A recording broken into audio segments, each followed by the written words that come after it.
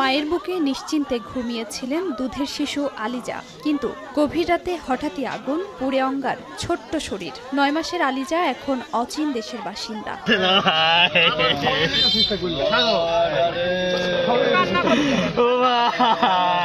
মর্মস্পর্শী এই মৃত্যুতে চলছে শোকের আহাজারি। নারী ছেঁড়া ধনকে হারিয়ে পাগল প্রায় মা, কাঁদছে পুরো পরিবার। প্রতিবেশীদের চোখেও কষ্টের নোনা জল। শুক্রবার রাতে নাটোরের বড়াই গ্রামের জোনাইল ইউনিয়নের শিমুলতলা গ্রামে সময় টেলিভিশনের রিপোর্টার আলতাফ হোসেনের বাড়িতে আগুন লাগে। মুহূর্তেই ছড়িয়ে পড়ে পুরো বাড়িতে। এতেই নিভে যায় আলিজার জীবন প্রদীপ। পুড়ে ছাই বাড়ির সব কক্ষের আসবাবপত্র। আগুনটা ছড়িয়ে যায় ক্ষণিকের মধ্যে সারা রুমে। আগুনটা লাগছে কারেন্টের শর্ট সার্কিট থেকেই। আলতাফের মেয়ে গত রাত্রে অগ্নিকাণ্ডে নিহত হয়েছে। ঘণ্টাখানেকের চেষ্টায় আগুন নিয়ন্ত্রণে আনে ফায়ার সার্ভিস। সংস্থাটি বলছে বৈদ্যুতিক শর্ট সার্কিট থেকে আগুনের সূত্রপাত।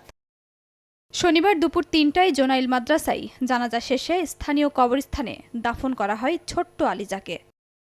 সময় সংবাদ, নাটোর।